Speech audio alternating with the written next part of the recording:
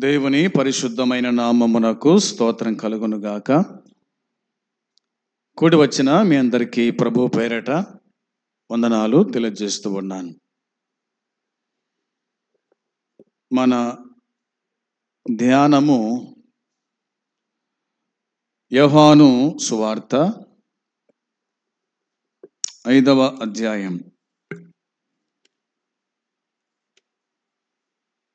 యోహాను సువార్త 5వ అధ్యాయము 10వ వచనాన్ని చదువుదాం.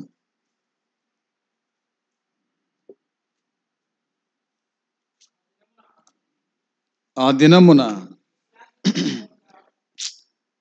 దినము విశ్రాంతి దినము గనుక యూదులు, ఇది విశ్రాంతి దినము గదా, నీవు నీ పరిపెత్తుకొన తగదే అని స్వస్థత నొందిన వానితో చెప్పిరి. ప్రార్థన చేద్దాం. ప్రేమగల తండ్రి, పరిశుద్ధుడవైన దేవా, నీ పరిశుద్ధమైన పాదములకు వందనాలు, స్తోత్రాలు, కృతజ్ఞతాస్తుతులు చెల్లించుచు ఉన్నాం. ఈ దినమందు కూడా నీ సన్నిధి మాకు ఇచ్చినందుకై స్తోత్రం. నీ సన్నిధికి మమ్మల్ందరినీ కూడా నడిపించినందుకై స్తుతులు, స్తోత్రాలు చెల్లించుకుంటున్నాం. ప్రభువా, నీ వాక్యం మేము చదువుకొని ఉండగా దీవించి ఆశీర్వదించండి. వచ్చిన తర్వాత వచనం అందించండి, మాట తర్వాత మాట అందించండి. ఏమాత్రం కూడా తప్పులు పోకుండా చదువుటకు చెప్పుటకు మీ కృప అనుగ్రహించి మీరే మాకు సహాయపడుమని మా సహాయకుడైన యేసుక్రీస్తు నామములో ప్రార్థన చేస్తున్నాము తండ్రి, ఆమెన్. గత వారము కూడా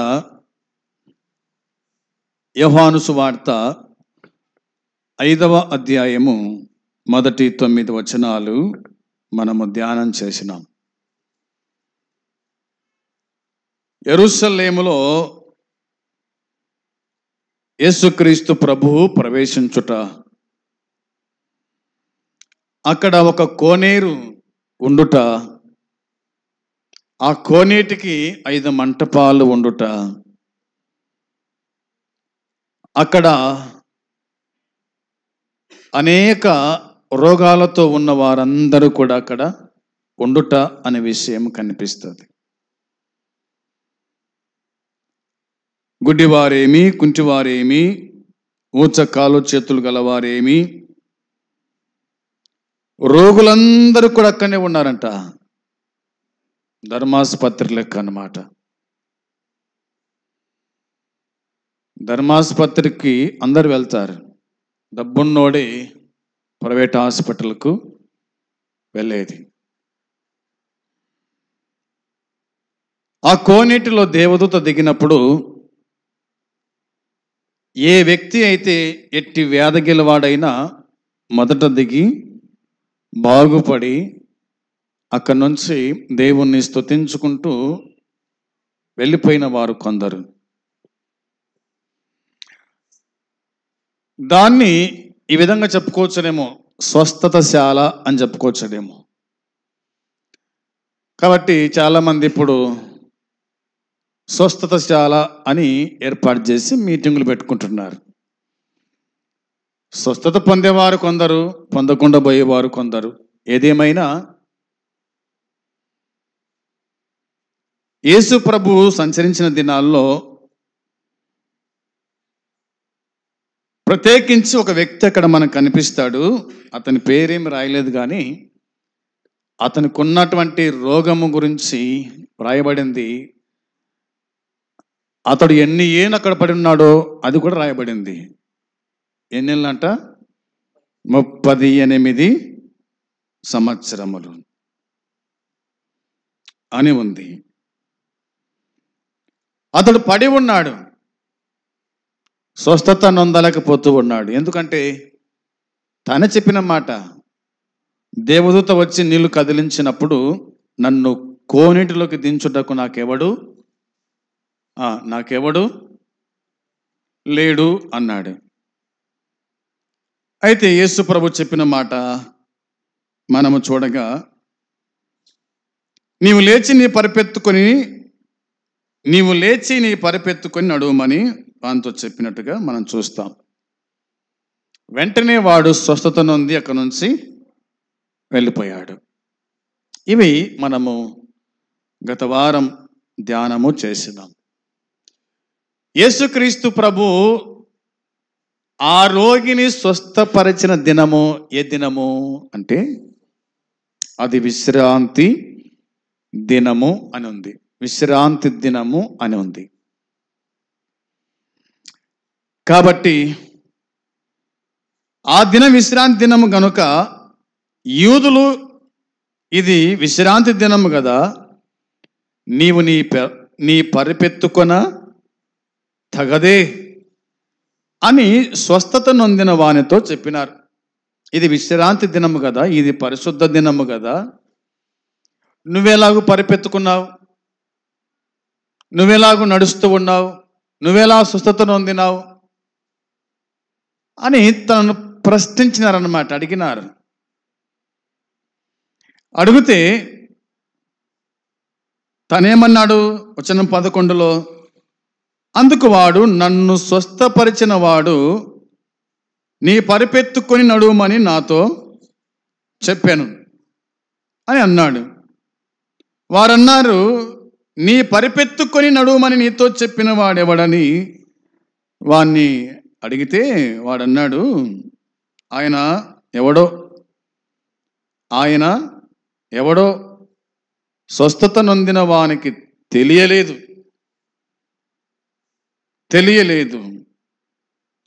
ఆ చోటను గుంపు కూడి ఉండెను గనుక యేసు తప్పించుకొని పోయాను. యేసు తప్పించుకొని పోయినాడంట. జనులు గుంపుగా ఉన్నారు,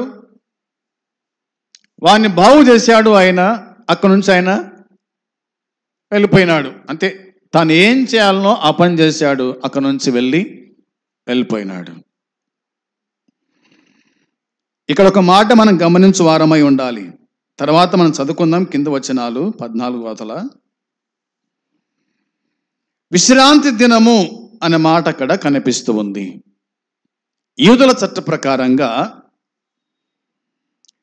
విశ్రాంతి దినము అది సబ్బాతు దినం. వారికి శనివారమే విశ్రాంతి దినం. యూదులకు శనివారము విశ్రాంతి దినం. ఈ విశ్రాంతి దినాన్ని ఎట్లా పాటించాలంటే అది పరిశుద్ధంగా కదా, పరిశుద్ధంగా ఆచరించడం అంటే మిగతా రోజుల నుండి దానిని ప్రత్యేకించి విశ్రాంతి తీసుకోవడం కోసం, దేవుని సేవ కోసం ఉపయోగించాలి. విశ్రాంతి దినాన్ని పరిశుద్ధంగా ఆచరించాలా, మిగతా రోజుల నుండి దానిని ప్రత్యేకించి విశ్రాంతి తీసుకోవడం కోసమై, దేవుని సేవ కోసమై ఉపయోగించాలి. ఆ రోజున దైవనిందిన కార్యకలాపాలు చేయకుండా నిత్యత్వానికి, ఆత్మిక జీవితానికి, దేవుని గౌరవించే పనుల్లో మాత్రమే దాన్ని కేటాయించాలి అని పాత నిబంధన చరిత్ర మనకు జ్ఞాపకము చేస్తుంది. విశ్రాంతి దినం గురించి ప్రభువు చెప్పిన మాటల్లో నేను జ్ఞాపకం చేస్తాను మీకోసమై. నిర్గమాకాండం 20వ అధ్యాయం. నిర్గమాకాండము 20వ అధ్యాయము 9వ వచనం చూస్తారా? 9వ వచనం. 6 దినములు నీవు కష్టపడి నీ పని అంతయు చేయవలెను. 7వ దినము నీ దేవుడైన యెహోవాకు విశ్రాంతి దినము. దానిలో నీవైనను, నీ కుమారుడైనను, నీ కుమార్తెైనను, నీ దాసుడైనను, నీ దాసి అయినను, నీ పశువైనను, నీ ఇళ్లలోనున్న పరదేశి అయినను ఏ పనియు చేయకూడదు. 6 దినములలో యెహోవా ఆకాశమును, భూమియు, సముద్రమును, వాటిలోని సమస్తమును సృజించి 7వ దినమున విశ్రమించెను. అందుచేత యెహోవా విశ్రాంతి దినమును ఆశీర్వదించి దాన్ని పరిశుద్ధపరచెను. విశ్రాంతి దినం గురించి దేవుడు చెప్పిన మాట ఇశ్రాయేలు ప్రజలకు. ఏం చెప్పినాడు ఆయన ఇశ్రాయేలు ప్రజలకంటే, విశ్రాంతి దినమును పరిశుద్ధంగా ఆచరించుటకు జ్ఞాపకం ఉంచుకోండి అన్నాడు 8వ వచనములో. ఏం చేయాలంట ఇశ్రాయేలీలు? చెప్పాలి. అమ్మా చూస్తున్నారా? బైబిల్కి చూస్తున్నారా? చూడండి ఒకసారి. విశ్రాంతి దినమును పరిశుద్ధంగా ఆచరించుటకు ఏం చేయాలా? జ్ఞాపకము చేసుకోవాలంట. యూదులకు చెప్పిన మాట దేవుడు, 12 గోత్రాలకు చెప్పిన మాట దేవుడు. 6 దినములు నీవు కష్టపడి నీ పని అంతయు చేసుకో అన్నాడు. 6 దినాలు నీవు కష్టపడి నీ పని అంతా చేసుకో. 7వ దినము నీ దేవుడైన యెహోవాకు విశ్రాంతి దినం. 7వ దినం నీ దేవుడైన యెహోవాకు విశ్రాంతి దినం. దానిలో నీవైనా, నీ కుమారుడైనా, నీ కుమార్తె అయినా, నీ దాసుడైనా, నీ దాసి అయినా, నీ పశువైనా, నీ ఇంట్లోనున్న పరదేశి అయినా చెప్తారా? ఏ పని చేయకూడదు. ఇప్పుడు మనం గుర్తు చేసుకుందాం, ఆదివారమున మనం ఏం చేస్తున్నాం? ఆదివారం ఉదయమున మనం ఏం చేస్తున్నాం? ఒక సహోదరి ఆరాధనకు రాలే, ఆదివారం ఆరాధనకు రాలే. దేవుని దాని తెలుసు కదా, కాపరికి తెలుసు గొర్రెలు ఎన్నో ఉన్నాయో, ఎన్ని గొర్రెలు ఉన్నాయి, ఎన్ని గొర్రెలు తప్పైనా తెలుసు. కాబట్టి ఆయన ఆలోచన చేసి, ఏమబ్బా ఈరోజు అక్క రాలేదని చెప్పేసి సేవకుడు ఆరాధన అయిపోయిన తర్వాత ఇంటికాడికి పోయినాడంట. ఇంటికాడికి పోయే లోపల ఏం చేస్తుంది అక్క? బట్టలల్లా నానేసుకొని కూర్చోయిందంట ఉతకడానికి. ఎప్పుడు? విశ్రాంతి దినమున. ఎప్పుడు? ఆదివారపు దినాన. ఏమక్క ప్రార్థనకు రాలేదు, ఆరాధనకు రాలేదు? ఈరోజు ఆరాధన కదా, ప్రభును మనం ఆరాధించాలి కదా, బట్టలల్లో ముందేసుకొని కూర్చున్నావి అంటే, ఈ దినము తప్ప ఏ దినమున ఉతకలేనన్న బట్టలు, ఈ దినమే నాకు వీలవుతుంది అని చెప్పిందంట. ఆ సేవకుడు ఏం చేస్తాడు? ఇంకా సరే అని చెప్పేసి ఆయన ఇంటికి పోయినాడు. ఈ తల్లి ఏం చేసిందంటే అన్ని ఉతికి మేడ మీద పైన ఆరేసిపోయిందంట. ఆరేసింది? పైన ఆరేసింది. సాయంకాలం ఉన్నట్టుగా అమాంతంగా ఒక పెద్ద గాలి రావడం వల్ల ఆరేసినటువంటి సీరెలు అన్నీ కూడా ఏమైనాయంట? కొట్టుకుపోయినాయి గాలికి. లాస్ట్కు లబోదిబో మొత్తుకుంటే ఈ సీరియళ్ళల్లో కూడా ఒకటి 10,000 అంట, ఒకటి 20,000 అంట, ఒకటి 30,000 అంట. పట్టు సీరియలన్నీ కూడా ఏమైనాయి? కొట్టుకుపోయినాయి గాలికి. ఎంత నష్టం! నష్టమా? లాభముందా? నష్టమే కానీ లాభం అంటూ ఏమీ లేదు. పరిగెత్తుకొని వచ్చి చెప్పిందట, అయ్యా ఈరోజు నేను రానందుకు ఆరాధనకు ఇంత నష్టం కలిగింది. సోదరులారా, అది మీ జ్ఞానమో, మీ బుద్ధో, మీ తెలివో నాకు తెలియదు, కానీ చాలామంది విశ్రాంతి దినాన్ని ఆదివారమును జ్ఞాపకం చేసుకోకుండా ఆదివారమున ఫంక్షన్లకు, ఆదివారమున పెళ్లిళ్లకు, ఆదివారమున బర్త్డే కార్యక్రమాలకు, ఆదివారమున ప్రయాణాలు, ఆదివారమున పనులు, ఆదివారమున ఉద్యోగాలు, ఎంత నష్టపోతామో చూడండి. ఒక్క దినము ప్రభువును జ్ఞాపకం చేసుకోకపోతే, ఆ దినమున ప్రభును ఆరాధించకపోతే, ఆ దినమున ప్రభు యొక్క శరీరాన్ని, రక్తాన్ని తీసుకోకపోతే కనుక నీకు ఎంత నష్టమో మాటల్లో చెప్పలేం. అనారోగ్యాలు, ఇబ్బందులు, కష్టాలు కలుగుతాయి. దేవుడు చెప్పిన మాట 7 దినములు 7వ దినము నీ దేవుడైన యెహోవాకు విశ్రాంతి దినం. దాంట్లో నీవే గాని, నీ కుమారుడే గాని, నీ కుమార్తెనే గాని, నీ దాసుడే గాని, దాసి అయినా, నీ పశువైనా, నీ ఇంట్లోనున్న పరదేశి అయిన ఏ పని కూడా చేయకూడదు. అంతే. చేయకూడదు అంటే చేయకూడదు అంతే. ఒకవేళ చేసినావనుకో నష్టం నీకే గాని మరొకరికి రాదు. మళ్ళా అన్నా ప్రార్థన చెయ్యి. ఏం చేయాలా? ప్రార్థన చేసి ఏం చేస్తావు? వచ్చిన తర్వాత ఏదో అంటారు కదా పెద్దలు, చేతులు కాలిన తర్వాత ఆకులు పట్టుకుంటే ప్రయోజనం ఏముంది? జరిగిపోయిన తర్వాత అలమటిస్తే ఏం ప్రయోజనం ఉంది? 11వ వచనం చూడగా, 6 దినములలో యెహోవా ఆకాశమును, భూమి, సముద్రము, వాటిలోని సమస్తము సృజించి 7వ దినమున విశ్రమించను. అందుచేత యెహోవా విశ్రాంతి దినమును ఆశీర్వదించి దాన్ని పరిశుద్ధ పరిచినాడు. విశ్రాంతి దినమున పని చేయకూడదు. విశ్రాంతి దినమున ప్రయాణము చేయకూడదు. విశ్రాంతి దినమున ఫంక్షన్లకు కానీ పెళ్ళిళ్ళకి కానీ పోకూడదు. అంతే, అయిపోయా. అది వాక్య చట్టం. అది చట్టాన్ని మీరినావా ఇబ్బంది నువ్వే పడతావు.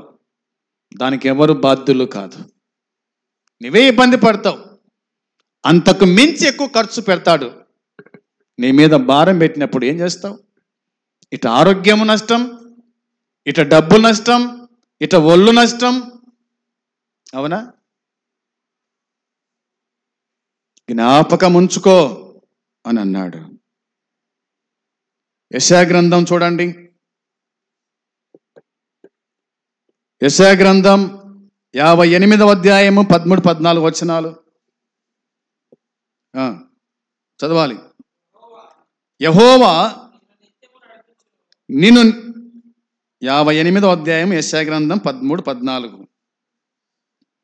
నా విశ్రాంతి దినమున వ్యాపారము చేయకుండా నాకు ప్రతిష్ఠితమైన దినమని నీవు ఊరకుండిన ఎడల, విశ్రాంతి దినము మనోహరమైనదనియు యెహోవాకు ప్రతిష్ఠ దినమనియు ఘనమైనదనియు అనుకొని దాన్ని ఘనముగా ఆచరించిన ఎడల, నీకిష్టమైన పనులు చేయకయు, వ్యాపారము చేయకయు, లోక వార్తలు చెప్పుకొనకయు ఉండిన ఎడల నీవు యెహోవా యందు ఆనందించెదవు. దేశం యొక్క ఉన్నత స్థలముల మీద నేను నిన్ను ఎక్కించెదను. నీ తండ్రి అయిన యాకోబు స్వాస్థ్యమును నీ అనుభవములో ఉంచెదను. ఈ మాట సెలవిచ్చింది ఎవరు? చెప్పాలి. యెహోవా సెలవిచ్చినాడు. దేవుడు సెలవిచ్చాడు. ఏం చేయాలా? నా విశ్రాంతి దినమున వ్యాపారము చేయకుండా అన్నాడు. అర్థమైంది మాట? నా విశ్రాంతి దినం నువ్వు వ్యాపారం చేస్తావా? నాది విశ్రాంతి దినం, నువ్వు వ్యాపారం చేయటం ఏమిటి? వ్యాపారం చేస్తావా? భయం ఉందా? భక్తి ఉందా అసలు నీకు? విశ్రాంతి దిన వ్యాపారం చేయటమా? కాదు, వద్దు. ఇంకేమన్నాడు? నాకు ప్రతిష్ఠితమైన దినమని నీవు ఊరకుండినెడలా, విశ్రాంతి దినము మనోహరమైనదనియు యెహోవాకు ప్రతిష్ఠిత దినమనియు ఘనమైనదనియు అనుకొని దానిని ఘనంగా ఎంచాలంతే. విశ్రాంతి దినాన్ని మనం ఘనంగా ఎంచాలా. మన దేవుడు గనుడు, ఆయన మహోన్నతుడైన దేవుడు, పరిశుద్ధుడైన దేవుడు. కాబట్టి విశ్రాంతి దినాన్ని ఘనంగా ఎంచకపోతే గనక నీవు ఘనహీనురాలవుతావు, నీవు ఘనహీనుడవు అవుతావు. విశ్రాంతి దినము లెక్కలేదా? 6 రోజులను పుట్టించి 6 రోజులను బతికించి ఆరోగ్యం ఇచ్చి ఆయుష్కాలం పొడిగించి నీకు భోజనం పెట్టి నీళ్ళిచ్చి గాలినిచ్చి నిన్ను కాపాడితే 6వ దినాన్ని 7వ దినాన్ని నువ్వు నిర్లక్ష్యం చేస్తావా? విశ్రాంతి దినాన్ని నువ్వు నిర్లక్ష్యం చేస్తావా? లెక్క లేకుండా చూస్తావా? చుట్టాలు వచ్చినారని వారి కోసం ఇంటికాడు ఉంటావా? చుట్టాలు వచ్చేమి తొలకర వాళ్ళ మందిరానికి సిగ్గుతో వచ్చారు వాళ్ళు, అంతే. మళ్ళా వారం రారు, ఎందుకంటే వీళ్ళు విశ్రాంతి దినమున ఇంటికాడ ఉండరు అని. లెక్క లేకుండా మనం ఎప్పటికీ చూడకూడదు. నువ్వు నష్టపోతావు, జాగ్రత్తగా ఉండాలి. ఘనంగా ఎంచాలంట, అవునా? దాన్ని ఘనంగా ఆచరించిన ఎడల నీకు ఇష్టమైన పనులు చేయకయు వ్యాపారము చేయకయు లోక వార్తలు చెప్పుకొనక అని ఉంది. ఆదివారమున మనం ఏం చెప్పకూడదంట? లోక వార్తలు చెప్పుకోకూడదు. ఆ అమ్మిట్ట, ఈ అమ్మిట్ట, ఆయనిట్ట, ఈయనిట్ట. ఏం పనింది నీకు? అసలు నీకేం పనింది ఇంట? నువ్వు విశ్వాసివి, క్రీస్తు రక్తము చేత కొనబడిన వాడవు, సంపాదించబడిన దానవు. నువ్వు లోకముతో నీకేం సంబంధం ఉంది? లోక వార్తలతో నీకేం పనింది? లోక వార్తలు చెప్పుకొనకై ఉండిన ఎడల నీవు యెహోవా యందు నువ్వు ఆనందిస్తావు. నీవు యెహోవా యందు ఆనందిస్తావు. దేశం యొక్క ఉన్నత స్థలముల మీద నేను నిన్నెక్కించదను అన్నాడే. నువ్వు ఆనందిస్తావు అంటూ దేశం యొక్క ఉన్నత స్థలముల మీద నిన్నెక్కిస్తా అని చెప్పినాడు. నన్ను గణపరచు వారిని నేను గణపరుతును అన్న మాట గుర్తుందే. ఇంటికాడ ఉంటావా? ఆదివారం ప్రయాణం చేస్తావా? ఆదివారం ఫంక్షన్ కని వెళ్తావా? ఆదివారం జాగ్రత్త. నువ్వు ఉన్నత స్థలం మీద ఉండాలంటే నీ దేవుడైన యెహోవాను నీవు గణపరిచేవారుగా ఉండాలి. దానియేలు దేవుని గణపరిచినాడు. ఎక్కడున్నాడు తాను? ఇప్పుడు ఉన్నత స్థాయిలో ఉన్నాడు, ప్రధానమంత్రిగా ఉన్నాడు. షడ్రకైతేనేమి, మెషకైతేనేమి, అబేద్నెగోయైతేనేమి వాళ్ళు దేవుని గణపరిచారు కాబట్టి వాళ్ళు ఉన్నత స్థానంలో వారు ఉన్నారు. యోసేపు దేవుని గణపరిచినాడు కాబట్టి ఒక ఉన్నత స్థాయిలో, ఉన్నత స్థానంలో ఉన్నాడు. ఐగుప్తు దేశానికి యువరాజుగా ఉండి పరిపాలించగలిగినాడు. విశ్రాంతి దినమును ఏమాత్రం కూడా నిర్లక్ష్యం చేయకూడదు. సెలవిచ్చిన వాడు దేవుడు. ఇంకేమన్నాడు? నీ తండ్రి అయిన యాకోబు స్వాస్థ్యము నీ అనుభవములో ఉంచుతానా అని చెప్పినాడు. నీ అనుభవంలో ఉంచుతాను. ఎంత మంచి మాట చెప్పాడు దేవుడు వారికి. ఇందులో నుండి నేను కొన్ని మాటలు, ఒక 3 మాటలు చెప్తాను, జాగ్రత్త వినండి. ఒకటవదిగా, సృష్టి చేయడంలో దేవుని పనిని ఇశ్రాయేలీయులు తమకు ఆదర్శంగా చేసుకోవాలి.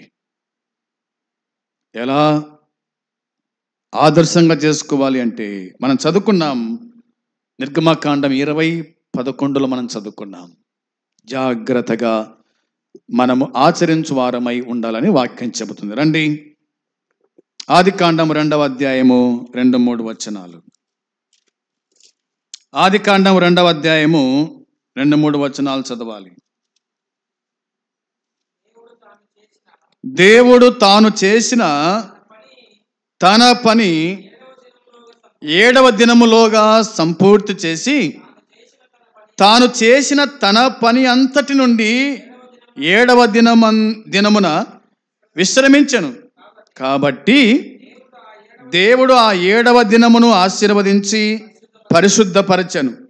ఎలయనగా దానిలో దేవుడు తాను చేసినట్టు, సృజించినట్టు తన పని అంతటి నుండి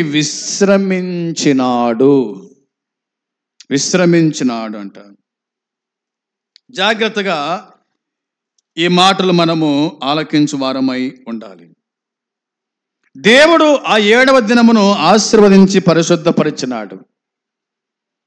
7వ దినాన్ని దేవుడే ఆశీర్వదించాడు, దాన్ని పరిశుద్ధపరిచాడు. కాబట్టి ఇది పరిశుద్ధమైన దినం. ఇందులో పరిశుద్ధులు ఉండాలి. పరిశుద్ధ దినమన పరిశుద్ధులు ఉండాలి. దేవుడు 7వ దినాన్ని ఆశీర్వదించాడు అంటే సబాత్. తన సృష్టి కార్యాన్ని అంతటిని పూర్తి చేశాడు, ముగించినాడు.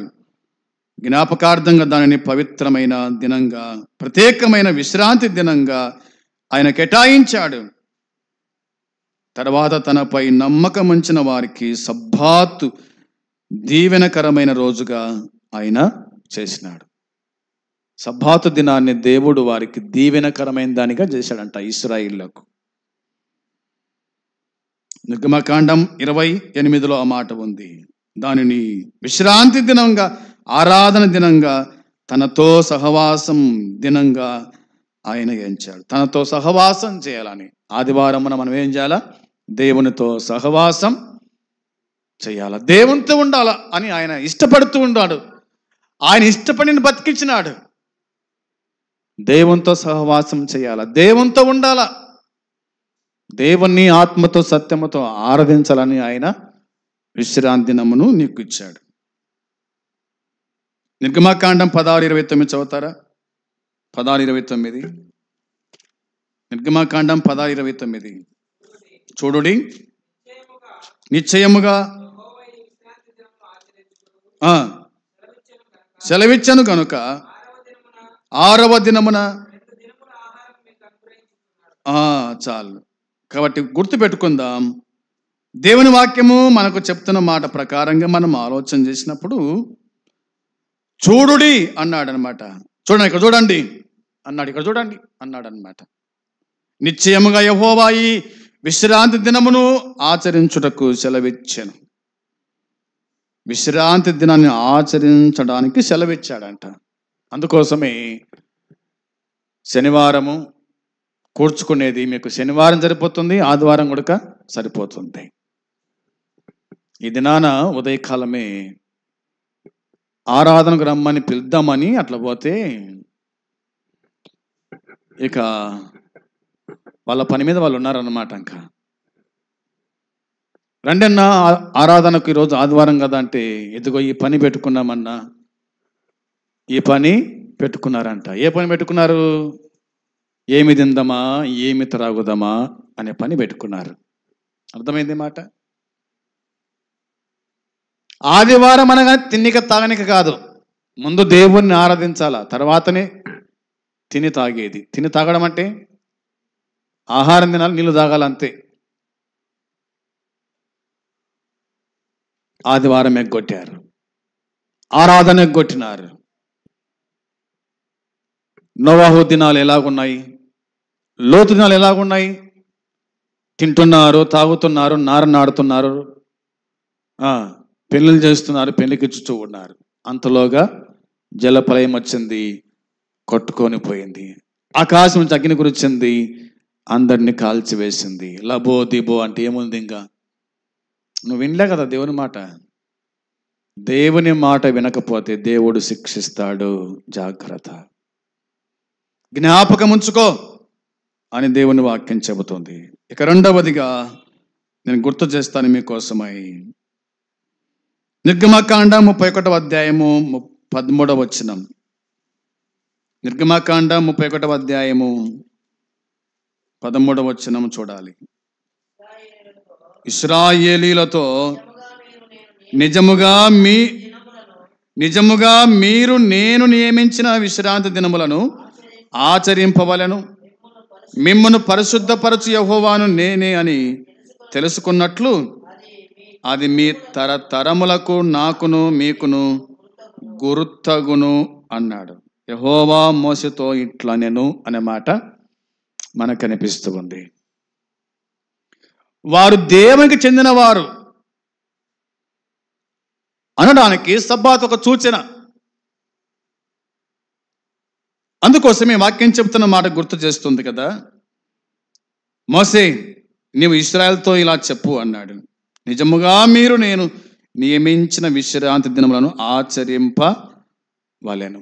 ఆచరింపాలా? ఆచరించండి విశ్రాంతి దినాన్ని. ఆచరించాలనా? ఆచరించాల్సిందే, తప్పదు. ఇక మూడవదిగా మనం ఆలోచన చేస్తే ద్వితీయోపదేశకాండం 5వ అధ్యాయం 15వ వచనం. 5వ అధ్యాయం 15వ వచనంలో, నీవు ఐగుప్తు దేశమందు దాసుడవై ఉన్నప్పుడు నీ దేవుడైన యెహోవా బాహుబలము చేతను చాచిన చేతి చేతను నిన్ను అక్కడ నుండి రప్పించనని జ్ఞాపకము చేసుకొనుము. అందుచేతను విశ్రాంతి దినమును ఆచరింపవలనని నీ దేవుడైన యెహోవా నీకు ఆజ్ఞాపించను. నువ్వు జ్ఞాపకము చేసుకో.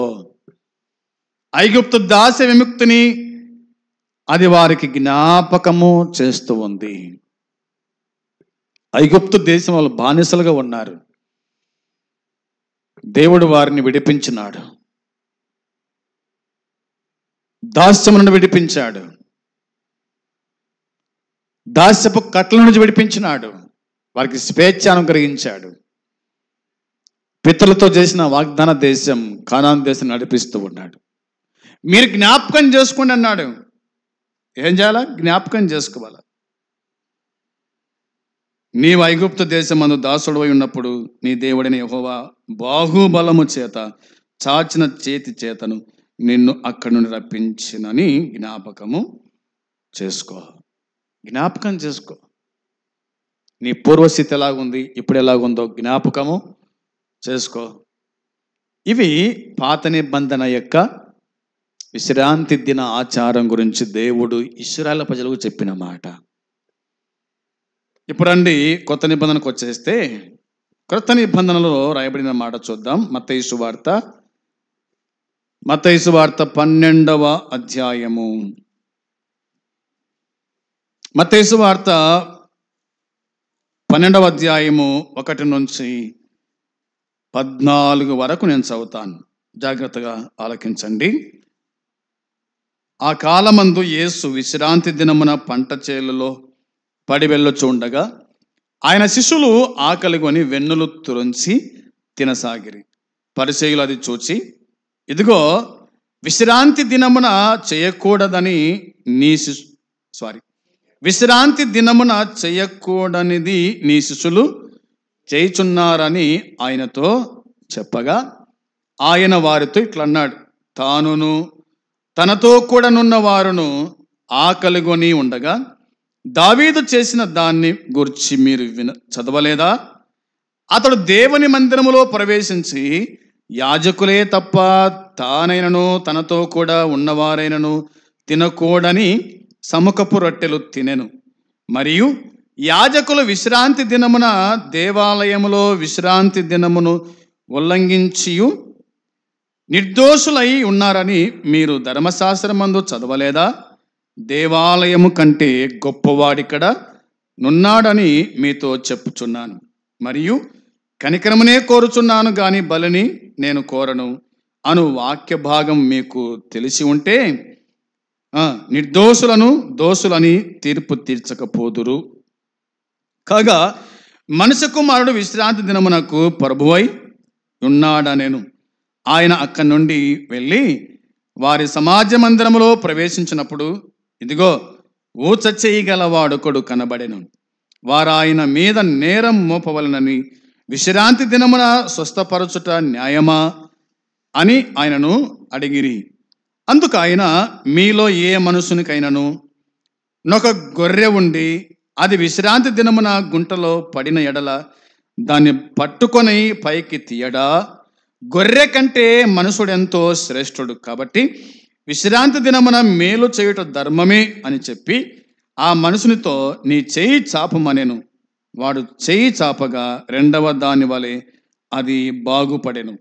అంతటా పరిసయ్యులు వెలుపలికి పోయి ఆయనను ఎలాగూ సంహరింతుమా అని ఆయనకు విరోధముగా ఆలోచన చేసిరి. విశ్రాంతి దినము అనే మాట బైబిల్ చెబుతుంది మనకు. యేసుక్రీస్తు ప్రభున్న దినాల్లో కూడా మరి యూదులు అయితేనేమి, సద్దుకైలు అయితేనేమి, వీళ్ళంతా కూడా విశ్రాంతి దినము ఆచరించేవాళ్ళు. మోసే ధర్మశాస్త్రంలో ఏం రాయబడిందో ఆ ప్రకారంగా చేసేటువంటి వారు. విశ్రాంతి దినాన్ని ఆచరించాలి, తప్పదు. అది కాదని చెప్పడం లేదు ప్రభు గుడుక. అయితే విశ్రాంతి దినమున దేవుణ్ణి ఆరాధించాలా, దేవుణ్ణి మహింపరచాలా, దేవుణ్ణి జ్ఞాపకం చేసుకోవాలా. విశ్రాంతి దినమున ఈ కార్యక్రమం జరుగుతాయి, అది వాస్తవం, అది సత్యం గుడుక. పని చేయకూడదు అనే మాట ఉంది, పని చేయకూడదు అంటే యేసుప్రభు ఏం చేశాడు? యేసుప్రభు ఏం చేశాడు? పని చేశాడని చెప్పేసి ఆయన మీద నింద మోపినారు. ఏం పని చేశాడు ఆయన అంటే ఒక వ్యక్తిని బాగుపరిచినాడు. ఏ వ్యక్తి? తనకేముందంట? పక్షవాతం ఉంది. తనకేముంది? పక్షవాతం ఉంది. ఆ మనుషులతో నీ చెయ్యి చాపమని అన్నాడు. అంటే తాను పక్షవాతి, చెయ్యి పక్షవాతం అనేది మనకు అర్థమవుతుంది. ఆయన బాగు చేశాడు. విశ్రాంతి దినమని నీ గొర్రెలో ఒక గొర్రె ఒక గుంటలో పడితే దాన్ని లేపవా, పైకెత్తవా? నీ పశువు ఏదైనా తప్పిపోతే దాన్ని వెతక వెళ్ళవా? నీ గాడిద పట్టబడితే దాన్ని విడిపించవా? విశ్రాంతి దినమని ఊరుకుంటావా? అయితే ప్రభువు చెప్పిన ఒక మాట ఏమిటంటే, ఆయన అన్నాడు, ఏమన్నాడు ఆయన అంటే, వచనం 8లో రాయబడింది లేదా 7లో రాయబడిన మాట, కనికరమునే కోరుచున్నాను కానీ బలిని నేను కోరను అన్నాడు. తర్వాత 8లో, కాగా మనుష్య కుమారుడు విశ్రాంతి దినమునకు ప్రభువై ఉన్నాడు. నేనే విశ్రాంతి దినానికి ప్రభువును.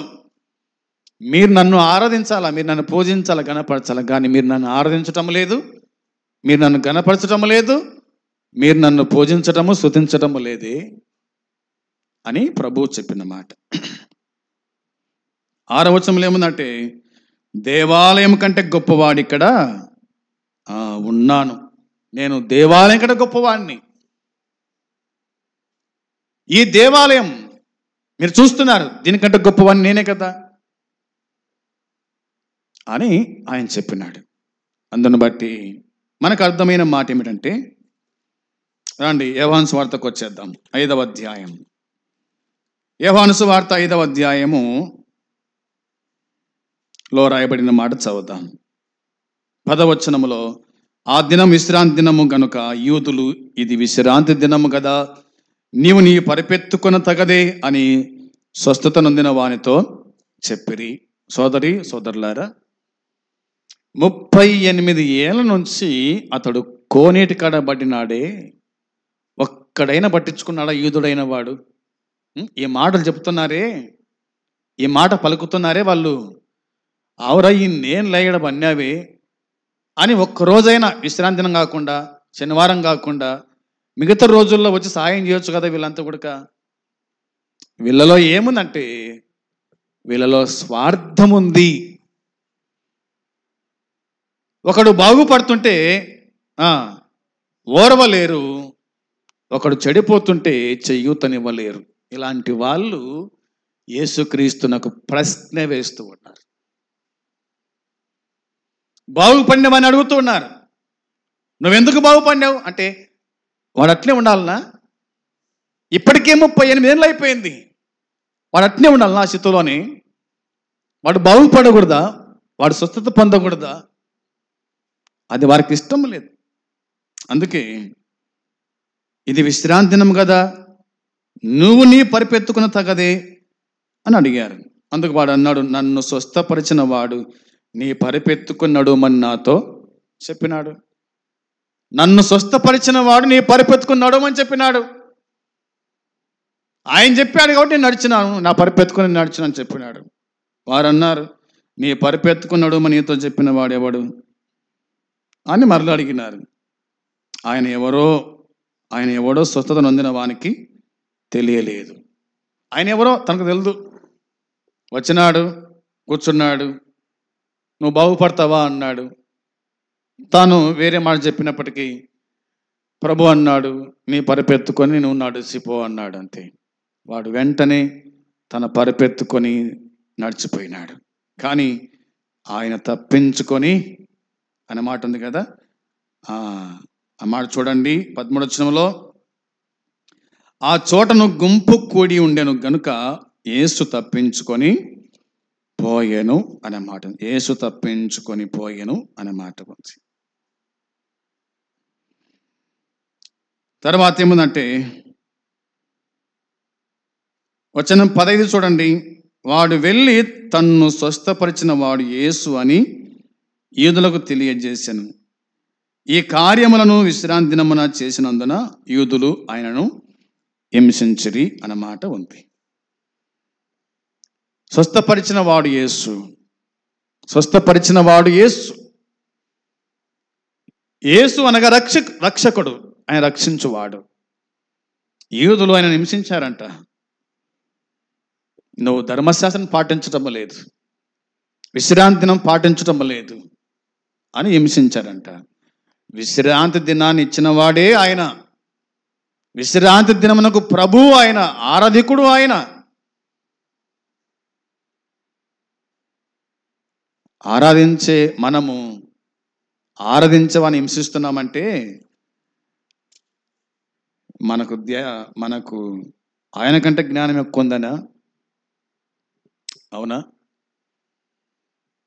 విశ్రాంతి దినమునకు ప్రభు నేనని చెప్తున్నాడు ఆయన. కాబట్టి శనివారం వారికి సబ్బాత్, వారు దేవుణ్ణి ఆరాధించే వాళ్ళు. కానీ యేసుక్రీస్తు ప్రభు చనిపోయి తిరిగి లేచిన తర్వాత దేవుడు విశ్రాంతి దినాన్ని ఆదివారమునకు ఆయన మార్చాడు. ఆదివారం మనకు విశ్రాంతి దినం. ఈ విశ్రాంతి దినమున ప్రభు అయిన యేసుక్రీస్తుని మనం ఏం చేయాలా?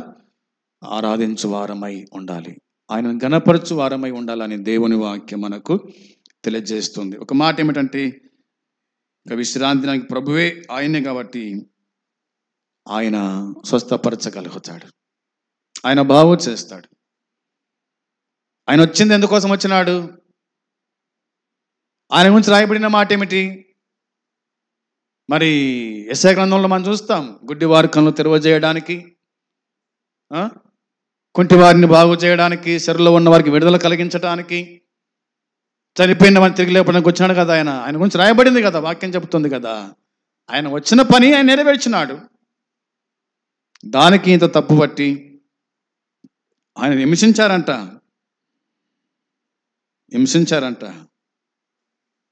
గుర్తు చేసుకుందాం, ఆయన విశ్రాంతికి ప్రభు కాబట్టి ఈ విశ్రాంతి దినమున, ఈ ప్రభు దినమున మనం ప్రభువును ఆరాధించు వారమై ఉండాలి. అది గుర్తు చేసుకొని ప్రభువును ఆరాధించుచు మనం ముందుకు సాగుదాం. అట్టి కృపా దేవుడు మనకు సమృద్ధిగా అనుగ్రహించును గాక. ఆమేన్.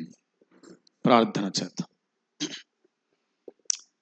ప్రేమగల తండ్రి, పరిశుద్ధుడైన దేవా, నీ పరిశుద్ధమైన పాదములకు వందనాలు, స్తోత్రములు, కృతజ్ఞతాస్తుతులు చెల్లించుచు ఉన్నాం.